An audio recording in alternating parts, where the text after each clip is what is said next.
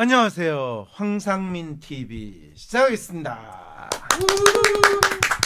8월 24일 토요일 WPI 초급과정 워크숍이 열립니다. 상담사, 코치를 꿈꾸시는 분, 자신을 알고 주변 사람을 이해하고 싶으신 분, 삶의 방향성을 확인하고 더 나은 삶을 살고 싶으신 분, WPI 워크숍에 참여하여 상담가로서 커리어도 개발하고 사람에 대한 이해와 삶의 지혜를 얻어가세요. WPI 초급 워크숍 관련 문의는 위즈덤 센터로 연락 바랍니다. 위즈덤 센터가 삶을 고민하는 많은 분들에게 사회적 기업 활동으로 무료 상담을 받을 수 있는 프로그램을 만들었습니다. 상담 비용이 부담스러우신 분, 자신의 고민이나 아픔의 정체가 무엇인지 알지 못해 상담을 주저하셨던 분을 위해 상담 기회를 제공합니다. 상담을 통해 자신의 마음을 확인하고 자신의 문제에 대한 통찰을 경험할 수 있을 것입니다. 오늘 이 사회에서 뭔가 일이 일어나고 있는데 정작 무슨 질문을 던져야 될지, 뭐가 문제인지 그냥 들어보면 뭔가 문제긴 한데 그 문제를 뭐라고 지적을 해야 될지 우리가 잘 알 수 없는 그런 안타까움을 겪는 것 같아요. 자, 그랬을 때 오늘 또 사료 선생 어떤 이슈를 가지고 오셨나요? 우울증인 줄 알고 병원 갔더니 성인 ADHD라고 약을 주더라라는 사연이 있어서 가져와 봤습니다.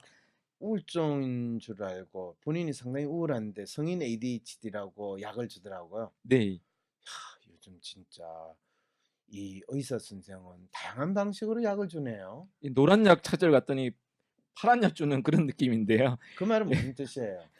노란 약이나 파란 약이나 같은 약이다. 먹고 죽어라. 뭐 거의 그런 마음으로 지금 약을 나눠주고 있다는 이야기네요. 세상에 대체 어떤 내용인지 좀 알려주세요. 네, 최근 언론에 성인 ADHD 환자에 대한 기사가 나왔는데요. 마치 저를 얘기하는 것 같더라고요. 어떤 대학생은 무기력, 그런 우울감 같은 것이 크고 학기를 다니다가 더 못 다니겠다는 생각이 들었다는 분도 계시고요. 또 그래서 우울증인 줄 알고 정신건강의학과를 찾아갔는데 뜻밖의 새로운 병명, 주의력 결핍 과잉 행동장애, 즉 ADHD 진단을 받았다고 합니다. 이 성인이 주의력 결핍 과잉 행동장애가 있더라도 과잉 행동은 통제할 수 있지만 주의력 결핍은 그대로라고 해요. 주의력은 뇌 전두엽의 중요한 기능인데 이게 떨어지면 어려운 업무, 시간, 그리고 돈에 대한 계획을 세우지 못한다고 하네요. 또 다른 환자는 저랑 좀 다른 것 같긴 한데 제가 유독 계획성이 없는 지출과 충동적 소비를 많이 해서 좀 어려웠던 것 같아요 라고 하시고, 그러면서 성인 ADHD 환자는 생활 관리가 안 되다 보니까 자기를 혐오하게 되고 알코올이나 게임 중독, 우울증으로 악화되기 쉽다고 이야기를 풀어나갑니다. 특히 해결책으로 약물 치료를 통해서 집중력도 높이고 돈을 어떻게든 벌려고 노력을 하게 할 수 있다고 치료 마케팅을 하시네요. 야, 진짜 요즘 의사 선생님 참 사시기 힘드신가 봐요. 그래서 네. 이 약을 먹게 되면 그 적절한 상황에서 네, 이런 이야기를 적절하게 필기도 잘하고 반응도 더 잘해서 돈을 또 벌려고 노력도 하게 되는 거죠. 그래서 남는 시간, 그것도 시간 관리 하나라고 생각한다. 이런 인터뷰 기사도 싣고 있습니다. 이야, 기사는 놀랍네요. 또 약물 치료 이외에 성인 HD 환자가 자기 혐오에서 벗어나기 위해서 가족이나 친구의 지도 중요하다고 말씀을 하시는데요.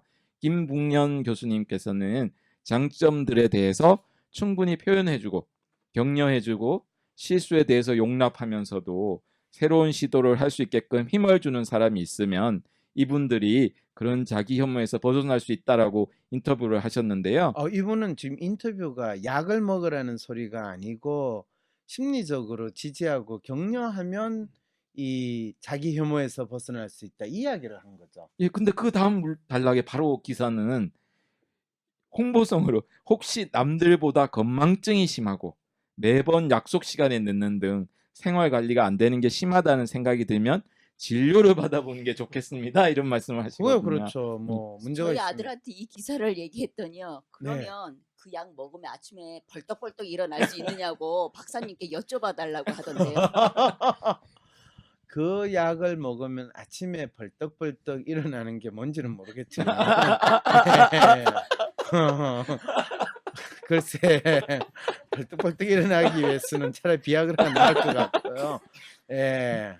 그리고 이거는 뭐 하루나 이틀 먹으면 각성 상태를 유지하는 거는 그냥 우리가 커피 몇 두 잔 마시면 정신이 든 것처럼 느껴지는데 그 대신에 며칠 동안 엄청난 무기력증이나 또 피곤함을 겪어야 된다는 것도 아셔야 돼요. 이 세상에 공짜가 없다고 이 각성 수준이 일정한 시간을 유지가 되면 그 반대로 그거를 보상하기 위해서 엄청난 이 뭐 일종의 심리적 부담감과 무기력감을 겪는 시간, 그러니까 그렇게 되면 상당히 우울한 상태거나 이런 상태를 겪어야 돼요. 그래서 사실 아드님한테 그거 너 하루 벌떡하고자 한 열흘 죽음 상태를 맛보고 싶으면 그거 그 약 먹어라 그렇게 이야기는 할 수 있죠.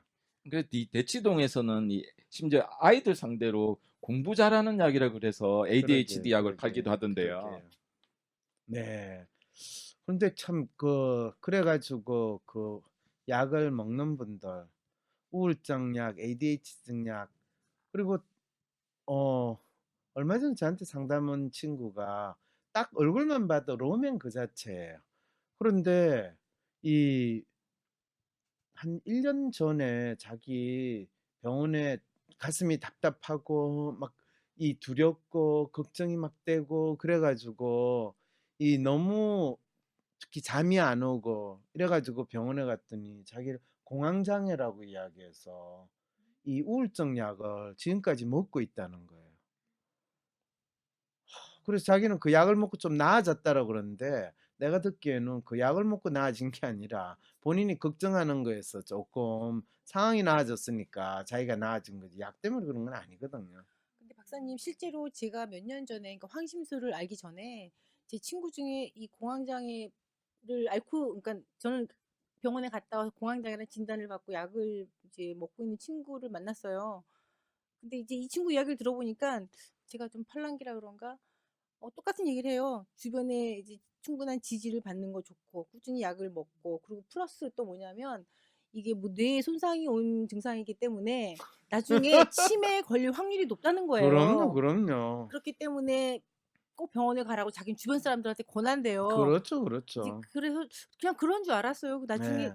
박사님 이야기 계속 듣다 보니까 어머 걔를 좀 데리고 오고 싶은데 이런 아니 그럼 그 생각이 친구는 데려오실 필요 없어요. 본인이 오신다면 몰라도. 아니 근데 이제 머리 나가 있어서 지금 들어올 수가 없는데 네. 중요한 것은 저도 그렇게 생각을 했어요. 이런 그럼요, 기사를 보고 그럼요. 나면은 당연히 문제가 있으면 가서 진료를 받아야 되겠다. 그리고 또 하나는 신경정신과 병원이 너무 많아요, 주변에. 아, 그럼요. 문턱이 쉬운 거죠. 그렇죠.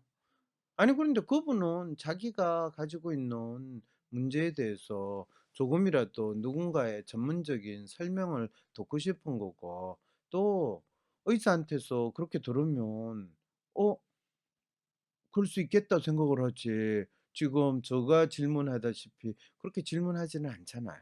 그러니까요. 네. 그래서 그냥 본인이 믿고 싶은 거를 믿는 대한민국 사람들한테 그래 우울증이라고 이야기하는 게 낫지. 너 문제를 너가 한번 파악을 해봐. 그러면 힘들어요. 못하겠어요. 차라리 저 병을 뭐라고 알려주세요. 그럼 우울증이야. 그럼 어떻게 해야 약 먹어야지. 감사합니다. 약을 안 먹으면 어떻게 돼요? 너 전두엽에 손상이 있어. 치매가 빨리 올지도 몰라. 아, 그래요? 그럼 약 먹으면 괜찮은 건가요? 그래. 평생 먹어야 돼. 이렇게 되는 거죠. 근데 이 기사를 보면 일종의 약장수 같은 느낌이 들거든요. 약장수죠. 만병통치약을 파는 듯한 그런 홍보 멘트를 쓰니까. 그렇죠. 그거 옛날에 시골 장터에 가면 이 젖십니다 하면서 이거를 먹으면 뭐 요강을 뚫고 나갑니다. 뭐 이렇게 시작하는데 그게 다 비아그라의 약효와 아까 불떡불떡 쓴다는 거 그거하고 똑같은 이야기잖아요. 그런데 그러면 제대로 진단도 못하고 제대로 치료도 못하는데 정신과 의사의 존재 이유는 뭐죠? 그래서 진단을 해주고 약을 줌으로써 치료한다고 느끼게 만드는 게 정신과 의사의 역할이죠. 그래서 정신과 의사 자기들이 그래요. 우리는 약 이 디스펜스라고. 플라시보 효과만 있는 거네요. 치료를 받고 있다는 그런. 그거를 플라시보 효과라고 이야기하면 그분들이 나눠주는 약이 아무런 그거는 아니지만 약효가 없다는 이야기잖아요. 그러면은 정신과 의사들도 그렇게 자기가 디스펜서만 된 거가 조금 불만이나 뭐 좀 일에 대한 가치나 그런 부여를 하기가 조금 힘들죠. 어렵겠네요. 그래서 정신과 의사 입장이 제정신이 아니잖아요. 그래서 정신과인 의사인 나도 때때로 더 미치고 싶다 이런 책도 놓는 이유가 그냥 놓는 게 아니라니까요. 근데 이 기사에 나오는 뭐 계획성이 없는 지출이다, 뭐 충동적 소비한다, 지각을 많이 한다, 뭐 게임 중독 이런 거는 일상에 다 있는 건데 이러면 이 사람들이 전부 약을 다 먹어야 되는 건가요? 그렇죠. 약을 팔기 위해서는 그런 일상에서 자주 일어나는 걸 언급을 해야지 사람들한테 먹히잖아요. 그래서 사실 참 그 내한테 찾아왔던 그 젊은이 놀랍게도 자기 약 받은 처방전 1년짜리 처방전을 다 가지고 왔어요. 아, 보니까 그 아이가 뭐 때문에 어떤 상황에서 힘들어하고 스트레스 받은 내용은 없고 전부 다 매일 외원 환자 뭐 약 몇 미리 몇 미리 몇 미리만 다 리스트업이 돼 있는 거예요. 진짜. 근데 그 정신과에 가시는 분들은 그런 약을 먹기 위해서 가는 게 아니라 일종의 상담을 받고 자기 문제를 알려고 가시는 거잖아요. 아니에요. 약 아니에요? 받으러 간 거예요. 정말요? 왜냐면 정신과에서 상담을 안 해주니까요. 그걸 알고 가시는 거예요? 그럼 그분들. 그건 잘 모르겠어요. 지 정신이 산만하면 정신과를 가야 된다 이런 식으로 생각하고 그다음에 워낙 매스컴에서 웬만하면 힘들면 우울증이에요, 공황장애예요, 뭐 이러니까 그냥 정신과를 가야 된다고 생각을 하고 처음에 몰랐더라도 상담받으러 갔다 하더라도 약 드세요 하면은 약 먹어야 그래요? 된다고 약 먹는 거죠. 뭐. 그리고 재밌는 건 대부분 많은 사람들이 자기 문제에 대해서 애매하게 있을 때 병원에 맞아요. 갔더니 우울증입니다. 또 무슨 병입니다. 뭐 척추 협착증입니다. 뭐 동맥경화증입니다. 이러면 자기가 맞는 것 같다는 느낌이 당연히 들잖아요. 맞는 것 같죠. 정신과에도 상담이라면서 해줘요. 수다 떠는 게 상담이죠. 사실 맞아요. 정신과 의사가 상담이라는 걸 뭔지를 모르는 상태에서 그냥 수다 떠는 걸 상담이라고 생각을 해요. 근데 수다는 친구랑도 떨 수 있는 거잖아요. 그렇죠. 그러니까 돈이 많은 사람 그리고 사실은 정신과 의사에서 진료받는 게 보험 처리가 되는 부분이 크잖아요. 그러니까 그게 국가에서 돈을 떼주니까 갈 수 있는데 정신과 의사는 그걸 알거든요. 그래서 10분 이상 수다를 떨면 본인이 소위 말해서 이 수지가 안 맞아요. 본인의 시간당 단가가 안 나오잖아요. 그러니까 가능하면 5분 안에 하고 약 처방 그걸 주는 거로 본인의 역할을 끝내는 거죠. 7년 전에 불안장애라면서 3개월 약 먹고 끊었어요. 그런데 일이 잘 풀리니까 다시 멀쩡해졌어요. 정확히 이분이 지금 이야기를 했어요. 우리의 심리라는 거는 실제로 본인이 자기가 어떤 상황에 있고 어떤 문제를 가지고 있느냐에 따라서 그 심리의 내용이 정해지는 거지. 심리는 신경회로가 손상이 돼서 일어나는 겁니다. 신경회로가 손상이 되는 건 고장났다라고 그러지 심리의 문제라고 하지 않거든요.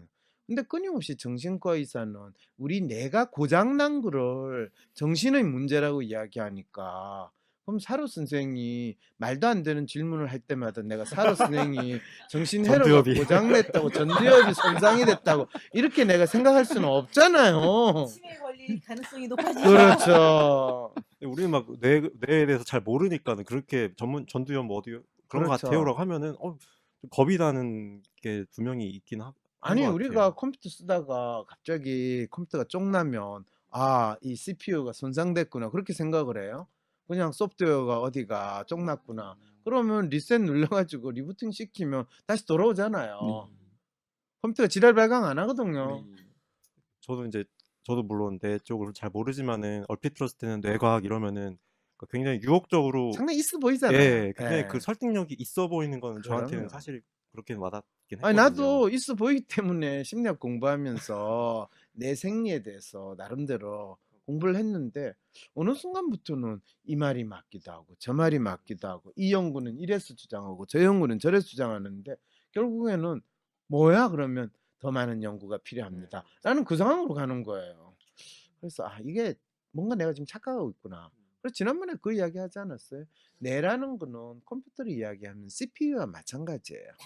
그래서 CPU가 손상되는 컴퓨터가 제대로 돌아갈 리가 없죠, 당연히. 그렇지만 내가 워드 프로세서 엉뚱한 글을 썼다고 해서 CPU의 문제라고 우리는 안 하잖아요. 우리 인간이 보이는 마음의 작용은 물리적인 현상이 아니라 심리적 현상이거든요. 그랬을 때 심리학이라는 건 이 심리적인 현상이 어떻게 물리적인 현상으로 보이는가라는 부분에 대해서 끊임없이 연구를 하는데 언제부터인가 심리적 현상에 대해서 제대로 인식을 못하니까 그냥 가장 뚜렷하게 보일 수 있을 그럴듯한 뇌라는 것이 마치 모든 심리적 현상의 근원인 것처럼 원인인 것처럼 이렇게 생각을 하는 거죠. 근데 정신과에서는 이렇게 약 처방해 주면 무슨 호르몬이 흐르고 그 호르몬이 이 내가 기억하게 만들어서 병이 나아진다 이렇게 설명한다고 네, 무슨 하시네요. 소린들 못하겠어요. 예. 자신이 가진 문제의 본질을 회피하고 싶어서 정신과에 가는 경우도 있을까요? 아, 그건 감당이 있어요. 안 되니까. 많아요. 감당이 아는 게 아니라 정신과 약을 먹는다든지 정신과 가서 내가 치료받는다 그러면 마치 내가 문제가 병이라고 돌릴 수가 있잖아요. 나는 아파서 그런 거야. 그렇죠, 그렇죠. 그래서 실제로 자기가 직면한 문제를 알려고 하기보다는 회피하는 하나의 좋은 방법이 병이라는 병명을 놓고 싶은 거예요.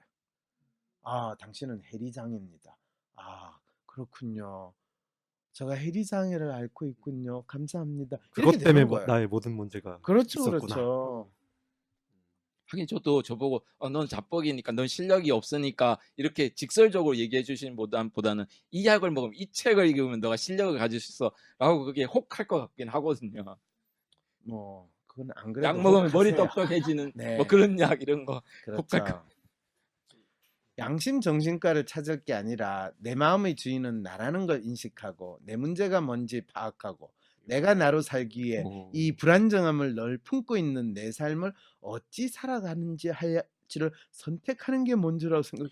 오. 우와, 이분 살찐 대체 고양이님. 누구예요? 이야. 세차양의 이 마음이 살찐 분 같으시네요. 그러게 이런 훌륭한 이야기를 세상에. 그럼 정신과는 어떤 경우에 가야 하나요? 좋은 질문이에요. 회사에서 내가 쫓겨나고 싶을 때 이 사람들이 나를 건드리지 말라는 거를 보여줄 때 정신과에 가가 진단을 해가지고 갔다 왔어. 회사에 제출을 하면 돼요. 그리고 너 들었지? 정신과에 가서 어떤 일이 벌어진 걸. 그래서 건들지 마. 나를 건들면 이렇게 돼. 이런 식으로 이제 이야기를 할 때 정신과에 가는 것도 여러모로 괜찮아요. 쓸모가 있네요. 그럼요. 아요? 그래서 정신과를 가야 되냐 말아야 하는 게 아니라 정신과를 가는 거에서 저는 조금 아쉬운 게 대한민국 분들이 이 나라에 사시는 분들이 누군가가 내 문제를 좀 잘 파악하고 해결해 줬으면 좋겠다고 기대하는 거는 충분히 그럴 수도 있어요. 힘들게 사는 거 어떻게 하면 잘 살 수 있을까 한데 그게 사실은 스스로 독립된 마음으로 사는 게 쉽지 않거든요. 근데 정신과가 저 약으로서 먹는 거는 그거는 내가 살기 힘드니까 마약하는 거하고 별로 다르지 않은 행동이에요. 마약은 불법이고 정신과 약은 사실 합법이기 때문에 약을 먹는데 그거는 그 자기가 직면한 문제나 자기의 삶이 자기 게 아니고 외부에 의해서 의존하겠다는 건 사실 동일하거든. 단지 그게 불법이냐 합법이냐 이것밖에 없거든요. 뭐 대마초 같은 경우는 미국 캘리포니아에서는 합법이에요. 그거 한다고 문제가 안 되거든. 그렇지만은 자기가 문제가 있을 때 대마초를 피우면서 그걸 잊어버린다.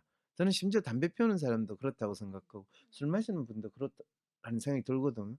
그래서 저도 지난 3년 동안 술 진짜 열심히 마시고 하루도 안 마시고 잔 날이 없어요. 근데 지난 몇 달 전부터 인젠 밤에 술을 마시는 게 별로 그렇게 땡기지가 않아요. 오. 왜 그런지 아세요? 예. 편집을 해야 되거든요. 네, 어쨌든 간에 내가 해야 될 일이 분명히 있구나를 느끼게 됐을 때는 조금 그 술 마시면서 그 몽롱한 상태에 내가 있는 게 싫어지는 생각이 들더라고요. 그러니까 내 삶에 있어 내가 무엇에 의미를 두고 또 내 시간을 시간이 지나가는 게 괴롭다고 느끼는 거.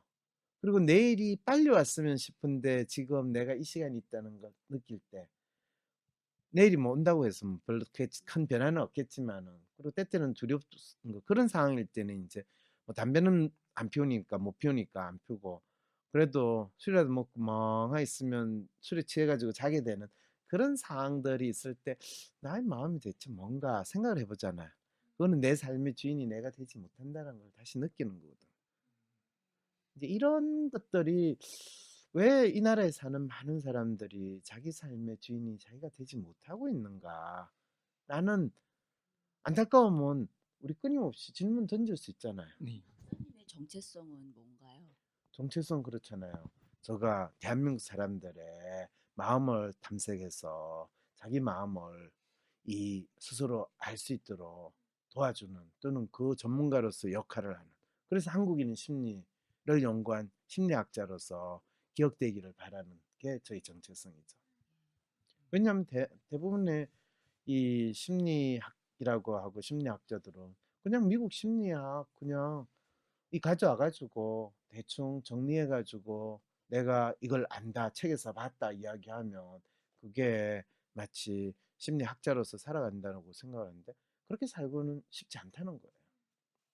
그래서 궁금한 게 전략적으로라도 좀 대중 매체나 이런 데 많이 방송을 타시면 어떨까? 그런가요? 대중매체 방송을 타면 또 요거도 먹게요? 예. 그렇다고 내가 박근혜 꼭두각시라고 그랬는데 문재인 대변인 이렇게 이야기할 수는 없잖아요. 대변인도 아니고. 예. 그러니까 전략적으로 황상민 박사님께 상담을 받고 싶으신가요? 비슷한 WPI 프로파일 상담 사연을 봐도 알 수 없었던 자신의 본질적인 문제를 파악하고 구체적이고 실용적인 해결 방법을 얻으실 수 있습니다. 지금 바로 자기 삶의 통찰을 얻으시고 원하시는 삶을 살아가세요. 관련 문의는 WPI 심리상담 코칭센터로 문의 바랍니다. 나는 소심한 사람인 것 같은데. 아니, 어떨 때는 활발하기도 하고. 나도 모르겠는 나의 진짜 마음. 마음을 밖으로 꺼내서 눈으로 볼 수도 없고. 어떻게 해야 진짜 내 마음을 확인할 수 있을까요? 내 마음의 MRI, WPI 검사를 해보세요. WPI는 대한민국 대표 심리학자 황상민 박사님이 10여 년간 연구 개발한 성격과 라이프 스타일의 과학적인 진단 방법입니다. 내 마음을 비춰주는 마음의 거울 WPI. 내가 어떤 사람인지 지금 알아보세요.